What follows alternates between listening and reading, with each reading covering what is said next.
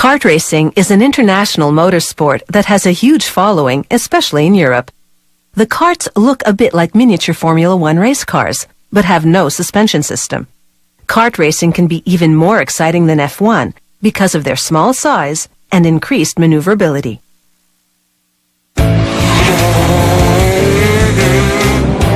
This Italian-made racing kart, with its one-cylinder 125cc engine, reaches speeds of 180 kilometers per hour. An aluminum case houses all the engine components. A computer-guided drill bores various holes for installing them.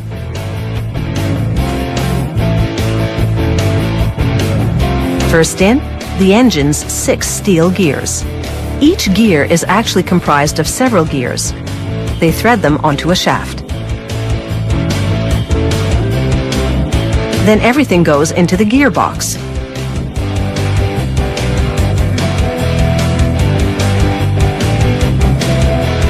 Behind the gears goes the gear shifter, which the driver operates with a lever to change gears. Next comes the drive shaft.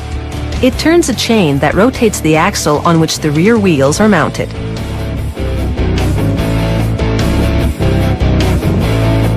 On the other side of the engine case, they install the drive shaft gears. These ensure the shaft rotates at a stable and controlled rate. The red markings help the technicians align the gears. The clutch cover closes up the gearbox. The clutch's main housing, called the drum, contains the clutch discs. These discs transmit crankshaft motion to the gearbox, which turns the drive shaft, which moves the chain that rotates the rear wheels. Thick steel springs grip and release the clutch discs. This flapped component, called the lamellae pack, controls how much fuel enters the engine. Stepping on the acceleration pedal creates a vacuum that opens the flaps and sucks in more fuel.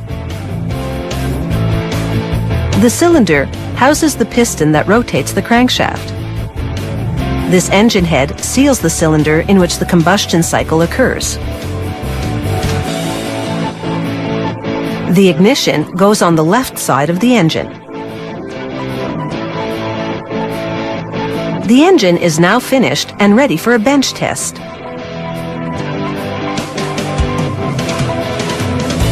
Technicians use special instruments to monitor and calibrate its performance. The racing kart's chassis is made of steel tubing. At the back, they mount bearings to hold the rear axle.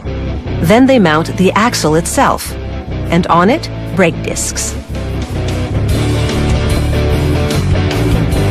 They attach brake calipers to the chassis. Under braking, they squeeze the discs to stop the wheels from turning. After measuring again to ensure the rear axle is perfectly centered, they lock it in position, in a way that enables it to rotate, of course. Now for the steering system. At the front of the chassis, technicians mount a spindle on each side. The spindles turn the kart's front wheels.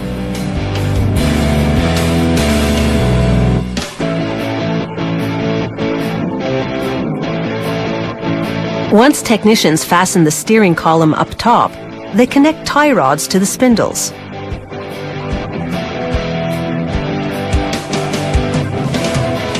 Tie rods transmit the rotation of the steering column via those spindles to the front wheels. Next, technicians mount 2 spring-loaded pedals in front of the chassis.